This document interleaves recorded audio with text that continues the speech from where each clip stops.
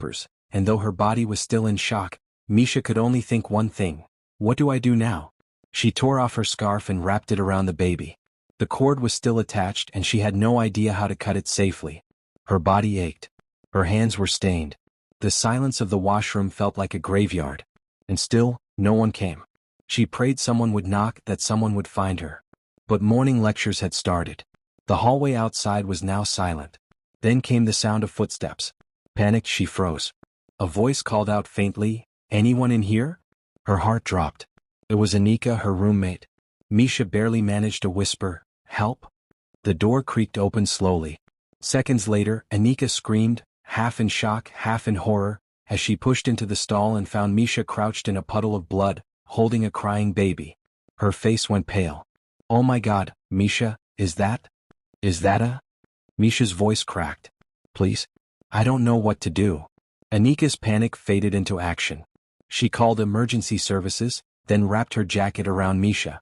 Within minutes, paramedics burst into the bathroom, carrying blankets, medical kits, and sterile gloves. They cut the cord, cleaned the baby, lifted Misha onto a stretcher. But while her body was taken care of, Misha's soul remained wounded. At the hospital, the truth unraveled.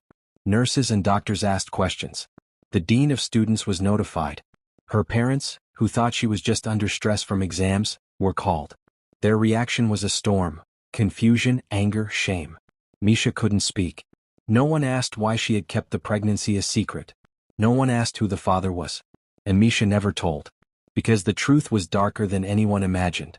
One night, months earlier, during a house party she hadn't even wanted to attend, she had been pressured into drinking. She remembered flashes: a boy from another college, someone she barely knew. She remembered saying no. And then, nothing. She never reported it. She had blamed herself. She was afraid no one would believe her. Now, with a newborn child and no emotional support, she was left to pick up the pieces alone. Her parents insisted she give the baby up for adoption. The college placed her on medical leave. Gossip spread like wildfire. She became that girl, the whisper behind every turned head. But Misha refused to disappear. Months passed. She began attending therapy, speaking to a counselor, joining a support group for young women with traumatic pregnancies. She didn't give up her baby. She named her RV, meaning peace. Because in all that pain, this small life was the only thing that kept her grounded. Her story, raw, haunting, brave, eventually made its way into a student magazine. And for the first time, people listened. Not with pity but with respect. Because Misha wasn't just the girl who gave birth in a college washroom. She was a survivor. A mother. A voice for the silenced. And sometimes, the most painful stories are the ones the world needs to hear.